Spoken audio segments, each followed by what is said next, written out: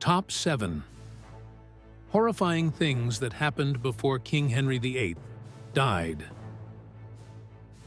We are always fed the tales of a dashing Henry VIII, the monarch who tore apart an entire national religion just to marry the woman he loved, a glittering symbol of the magnificent Tudor dynasty. But royal history always has its ways of burying the most repulsive secrets deep beneath layers of blood-red velvet carpets. From a universally adored knight, and in the agonizing days before drawing his final breath, Henry mutated into an absolute monster, both in flesh and in soul. A colossal mass of rotting flesh weighing nearly 400 pounds, screaming through the night from hellish hallucinations, only to meet an end marked by an event so gruesome and humiliating that the historians of the era only dared to record it with trembling hands. Watch until the very end of this video. Then you will witness the 7 most horrifying and sickening secrets about the final days of King Henry VIII that textbooks would never dare to print. But before we dive straight into the madness, hit that subscribe button and turn on the notification bell right now so we can continue uncovering these dark truths together in our next videos. Part 7. The Exploding Corpse and the Wild Dog's Feast. Sotolo. History has always favored the tales of kings passing away in utmost solemnity, amidst the murmurs of prayers, inside gold-leafed chambers thick with the smoke of incense. Oil paintings always depict them lying there, hands clasped over their chests, faces as serene as if they were sinking into a deep slumber, waiting for the day they meet God. But the death of Henry VIII was a hardcore horror movie script, a repulsive stain that the British monarchy desperately wishes it could burn from every chronicle. The most horrifying, most humiliating tragedy did not unfold on his deathbed. It happened right after he was laid down, the coffin lid sealed, beginning his final journey. On a bitterly cold February night in 1457, and the king's massive funeral procession, stretching for miles with hundreds of guards and monks, halted to rest at Sion Abbey on the way to transport his remains from London to his final resting place at Windsor Castle. Let's linger here for a moment to visualize this coffin. It was absolutely not a normal human casket. Because Henry's colossal body, weighing nearly 400 pounds, had begun rotting, even before he died, the royal carpenters and blacksmiths had to toil day and night to build an extraordinarily thick coffin out of solid oak. Inside, they poured a heavy lining of lead, soldering every edge shut with a singular purpose: to contain the horrific stench and the leaking necrotic fluids. But alas, the royal blacksmiths severely underestimated the destructive power of natural decomposition. That night, inside the chapel of Sion Abbey, everything was dead silent. Royal guards, bundled up in thick woolen cloaks, stood nodding off beside the giant coffin under the flickering candlelight, their long shadows cast against the freezing stone walls. And then, a chilling sound ripped through the quiet night. A muffled, sickening crack, followed by a deep, resonant explosion erupting right from the center of the chapel. The guards jolted awake, stumbling backward in absolute terror, and the pressure from the massive buildup of gases generated by the putrefying fat and organs inside the king's colossal corpse had breached the limits of the lead casing. The coffin lid had split wide open. But the absolute worst part, the thing that would haunt those guards to the end of their days, didn't stop there. From the fissure in the coffin, streams of pitch-black, thick, foul-smelling fluids began to ooze out, dripping onto the cold stone floor of the abbey, suffocating the air. The stench of death rose so potently so sour and asphyxiating that even the bravest soldiers who had faced death on the battlefield had to clutch their stomachs and violently vomit. And from the dark corners of the abbey, flickering shadows began to approach. They were stray dogs roaming the area. Attracted by the smell of rotting meat radiating from the chapel, they slipped through the ajar doors and began to lick up the bodily fluids pooling on the ground from the corpse of the most powerful king in England. By the time the panicked guards regained their senses, screaming and thrusting their spears to chase the hounds away, it was too late. That macabre scene was permanently branded into their memories, impossible to erase. There is a deeply ironic slice of history here, a chilling karmic retribution you need to know. The coffin halting at Sion Abbey was no coincidence. It was the orchestration of fate. Years prior, Sion had been a profoundly sacred abbey. Henry had ruthlessly ordered its dissolution, throwing all the nuns out onto the streets to plunder its wealth. He even dragged the abbey's lead monk, Richard Reynolds, out to be brutally executed for daring to resist. And even more chillingly, in 1532, when Henry began his crusade against the church, a Franciscan friar named William Petto bravely stood right in front of the king at the Greenwich Chapel and delivered an ironclad curse. Petto pointed straight at Henry's face and compared him to the biblical tyrant Ahab, the wicked king whose blood was licked up by stray dogs after his death. Think about it. 15 years passed. The arrogant king who once sneered at that curse, who considered himself the embodiment of God on earth, ended up exactly as prophesied, becoming a midnight snack for stray dogs in the dead of winter, right atop the ruins of a place he had destroyed. The vengeance of history, sometimes, possesses a terrifyingly dark sense of humor. Part 6. The Curse of the Rotting Legs and the Haunting Stench. But how could the body of a powerful king, attended to by the finest physicians in Europe, decompose so horrifically and reek even while he was still breathing? The answer lies in an agonizing physical torment that dragged on for decades. The rotting legs that carried the curse of Henry VIII. We must turn back the clock to January 24th, 1536, at the jousting tilt yard of Greenwich Palace.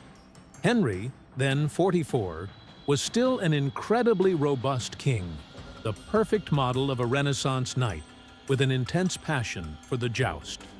But that day, death knocked on his door.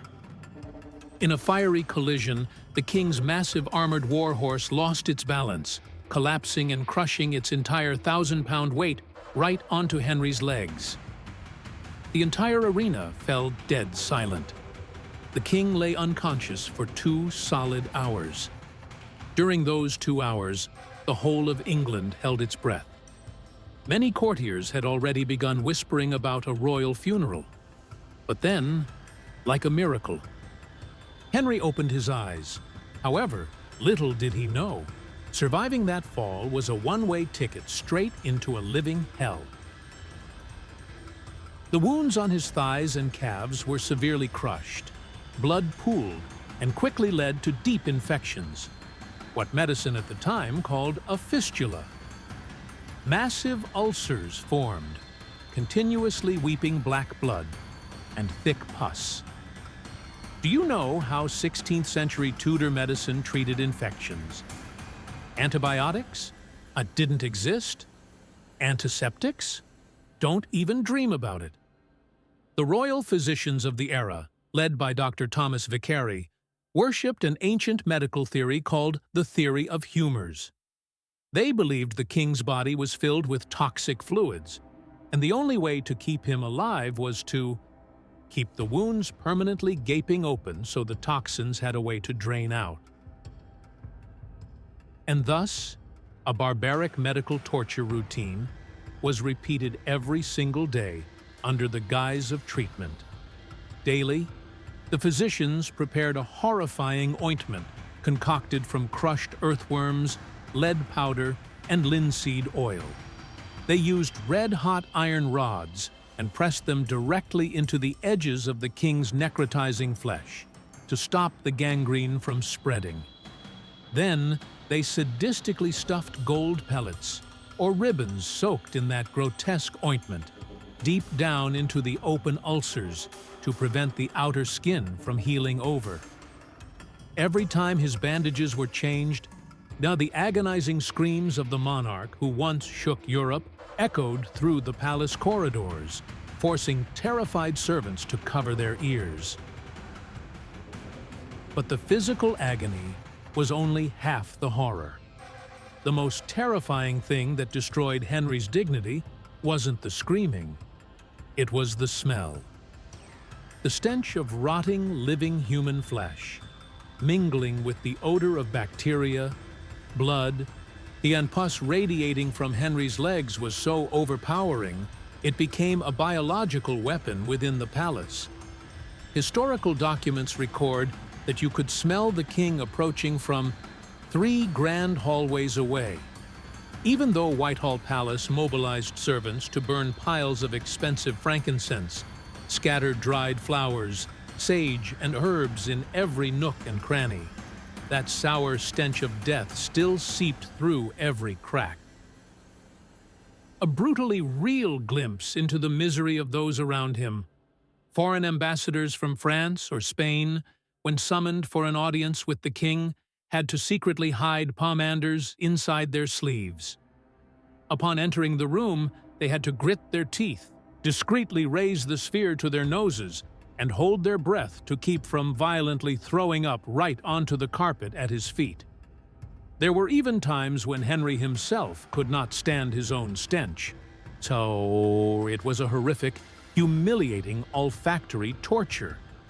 Henry VIII's body had essentially begun the decomposition process while his heart was still beating furiously, transforming him from a proud monarch into a living zombie weighing down the English throne.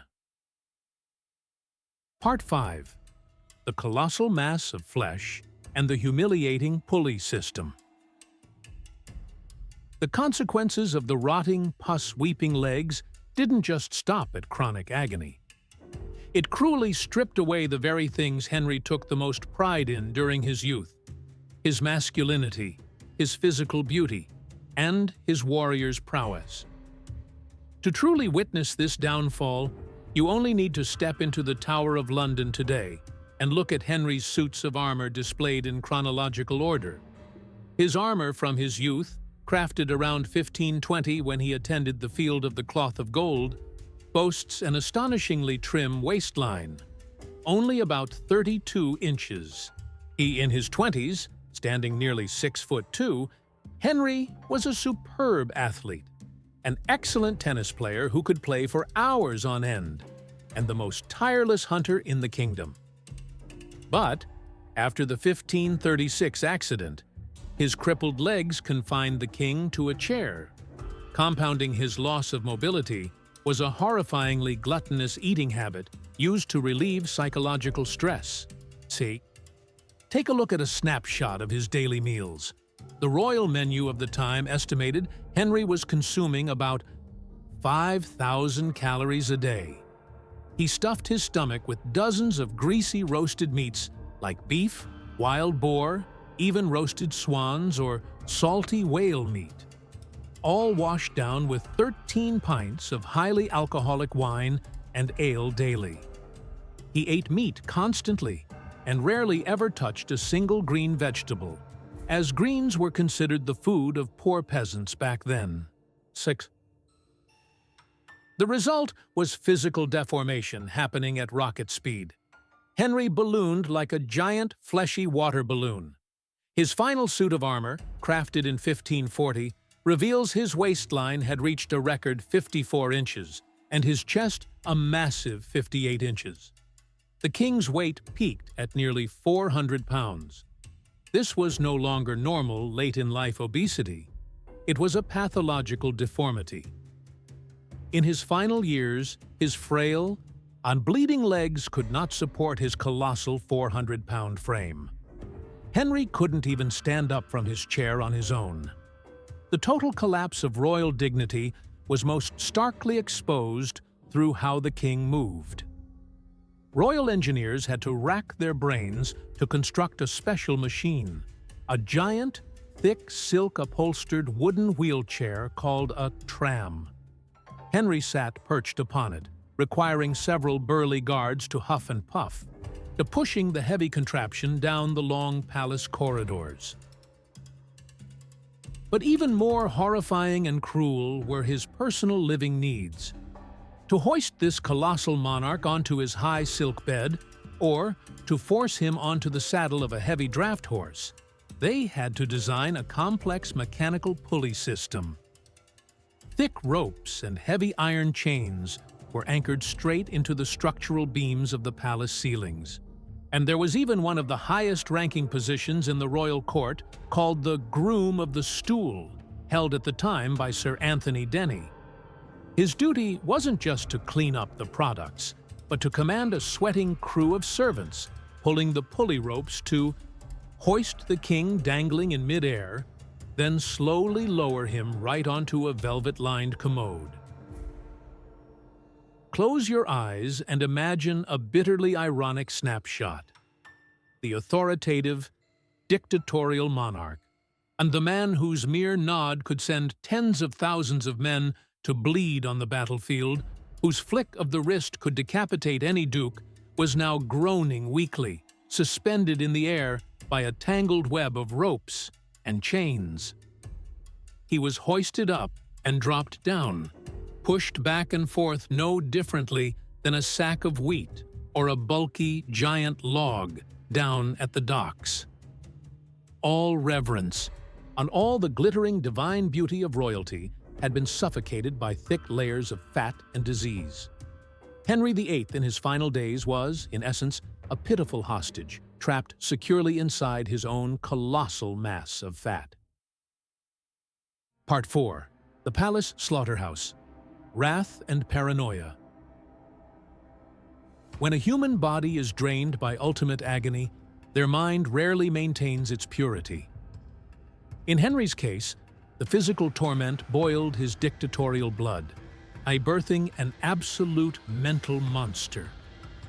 It was whispered that the piercing pain shooting from his rotting legs straight to his brain completely stripped Henry of his humanity, leaving behind only the tearing instincts of a wounded giant beast. The Tudor royal palace, instead of being the brilliant European center of culture, art, and poetry of his youth, had been transformed into a literal slaughterhouse. Seats. The air in the court was thick with terror, paranoid whispers, and insane delusions. The concepts of loyal friends or founding statesmen had been completely wiped from Henry's dictionary during these years. He could sign a death warrant for anyone, for the most trivial reasons, sometimes simply to vent his anger when his ulcers leaked more pus than the day before. Cheat. One bloody slice of history that can never be forgiven is the death of Thomas Cromwell. Cromwell was no stranger.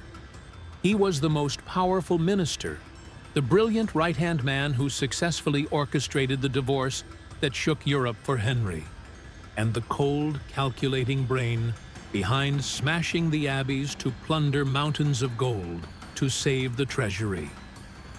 Cromwell was the grand architect behind the Tudor throne. Yet, simply because he was caught in the slanderous web of his political enemy, the Duke of Norfolk, and displeased the king by accidentally setting him up with a wife Henry found as ugly as a horse, Henry turned on him as fast as flipping a coin. Without a fair trial, Henry threw his closest friend into the Tower of London, and the cruelty escalated to a peak of violently mocking irony. Henry ordered Cromwell beheaded. Tragically, the executioner appointed on that fateful day wasn't a professional, but a young apprentice who was blackout drunk. The macabre historical slice records this: the drunk executioner's first axe swing missed the neck entirely, sinking deep into Cromwell's shoulder. The great minister screamed in a pool of blood, while the panicked executioner continued to rain down multiple hacking blows upon his neck and back, and until a mangled pile of meat was severed from the body. What is the most sickening part? While the blood of his most loyal minister hadn't even dried on the executioner's block, on that exact same day, Whitehall Palace echoed with festive music. Henry was joyously, smilingly hosting a dazzling wedding with his fifth wife, the young teenager Katherine Howard. The apathy toward death had reached a sickening degree. No one was safe.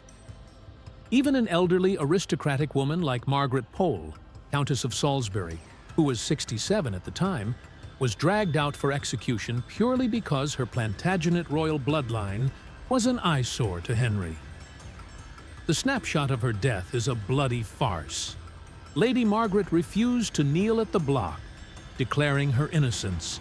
So the executioner had to take his axe and chase the 67-year-old woman around the wooden scaffold, hacking continuously at her head and shoulders until she collapsed, dying a gruesome death. The courtiers of the time lived in such constant dread, it turned their hair white. Being summoned to the bedchamber for an audience with the king was no longer an honor bringing rewards, and it was exactly like being forced to play Russian roulette with your own life. An ill-timed frown, a hasty slip of the tongue, a shifty glance, or simply the king suffering from indigestion that day, all could translate to a death sentence dispatched to the Tower of London the following morning. The shadow of the guillotine draped over every square inch of palace tiles, turning the place into a golden, glittering hell on earth. Part 3. The Concealed Death and the Chilling Deceit. Then that fateful day inevitably arrived. At dawn on January 28, 1547, the colossal monarch finally drew his last breath, freeing both his putrefying body and his miserable servants. But instead of mournful tolling bells ringing across the foggy London sky to announce the passing, the most eerie, insane, and sickening play of the Tudor dynasty quietly opened right behind the sealed bedroom doors.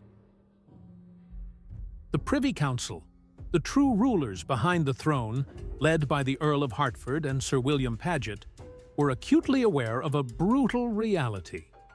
Announcing the death of the dictatorial king immediately would create a massive power vacuum, triggering chaos and a bloody civil war. This was because the heir to the throne, Prince Edward, was merely a frail 9-year-old boy. They needed something extremely vital: time. Time to arrange political factions, seize control of the treasury, grip the military, and most importantly, doctor the king's will using the dry stamp, a legally forged signature meant to consolidate all power into Hertford's hands. And so, an unprecedentedly creepy and ludicrous theatrical farce was staged in the silence of the palace.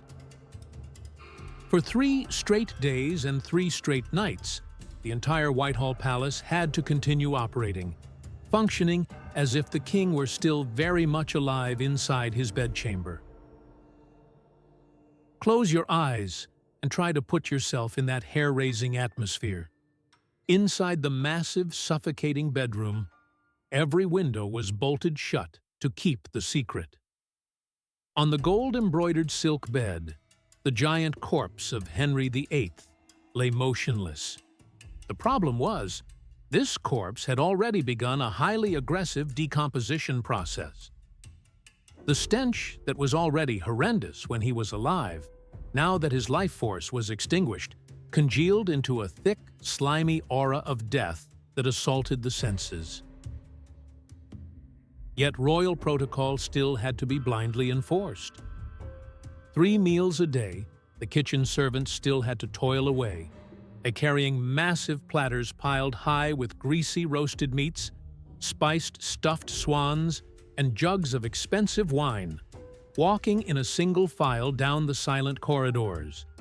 Arriving at the king's bedroom door, they cautiously nudged it open. The stench of death hit them square in the face.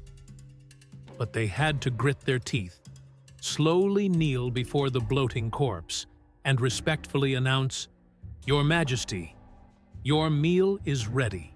See."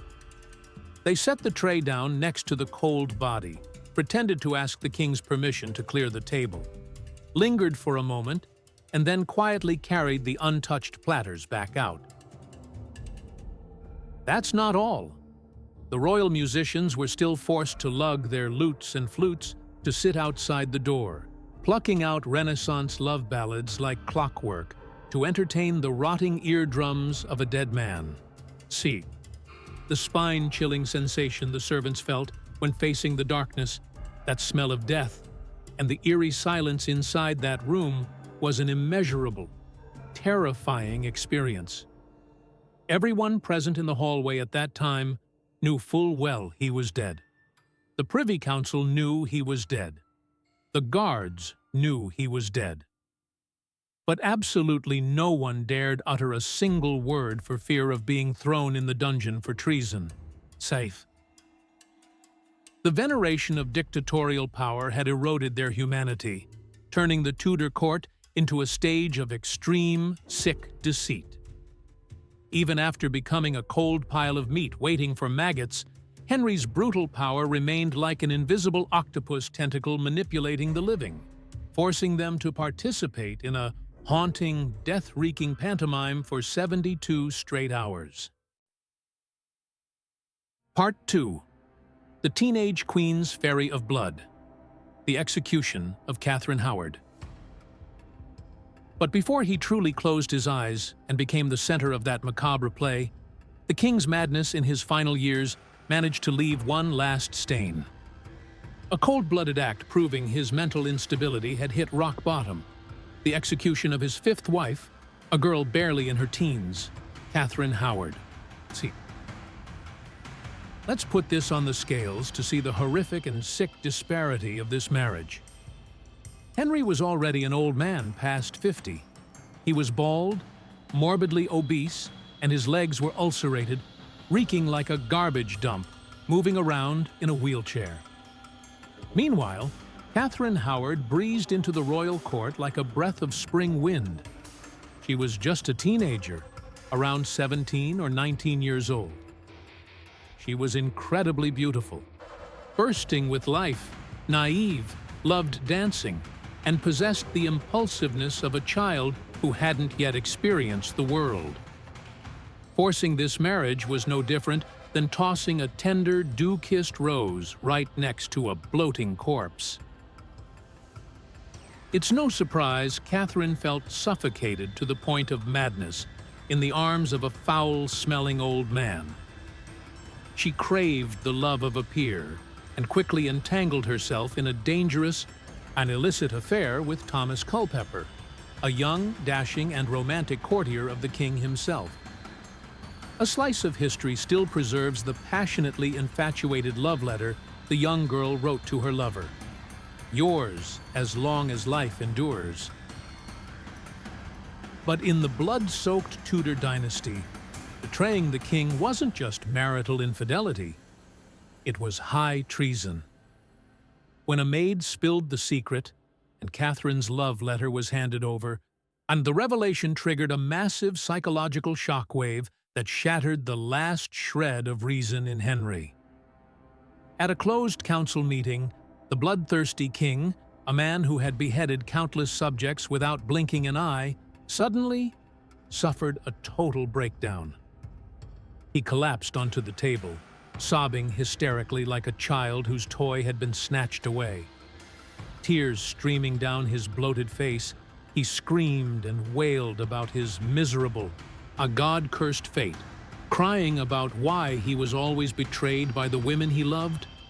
from Anne Boleyn's past infidelity to Katherine's current deceit. It was a bizarrely rare moment when people witnessed the absolute pathetic rock bottom and frailty of the dictatorial king. But psychological history has proven, in those suffering from severe narcissism and megalomania, self-pity ferments extremely quickly, transforming into the most brutal and destructive wrath. Henry's tears quickly dried on his cheeks, replaced by a cold smile and soulless eyes. He immediately ordered the arrest of his young wife. A heartbreaking and haunting snapshot of the young girl's final moments took place at Hampton Court Palace. Upon realizing she was about to be arrested, Katherine tore free from the guard's grip by sprinting down a long corridor famously known later as the Haunted Gallery, screaming Henry's name in desperation, begging to see him to explain.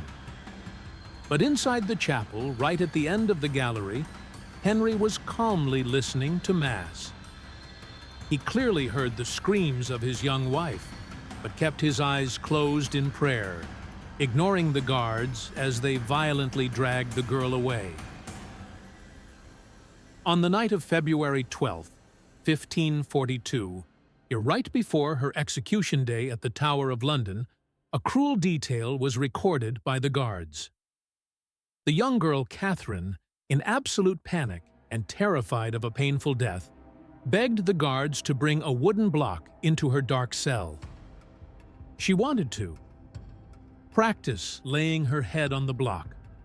For the entire long, cold night, the teenage queen sobbed and continuously practiced the motion over and over, kneeling, bending over, sweeping her hair back, and placing her slender white neck upon the wood.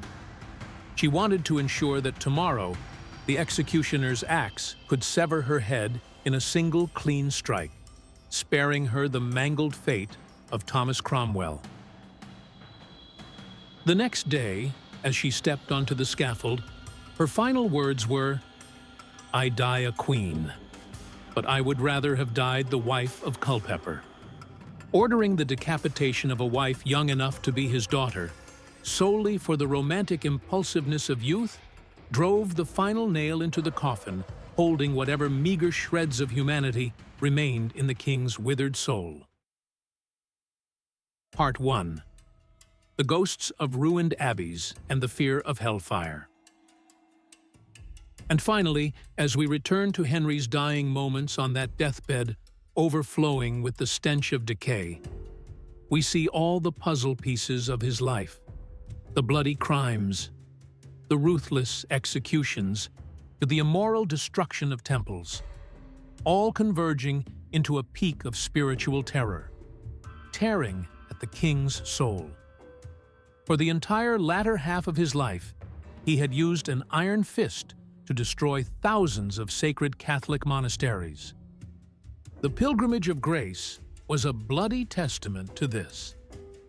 When 30,000 commoners, led by Robert Aske, rose up demanding the preservation of the monasteries, Henry feigned a promise of a pardon to get them to disband, then immediately backstabbed them, hanging hundreds of people, including leader Aske, from the tower of York Castle for the crows to peck at.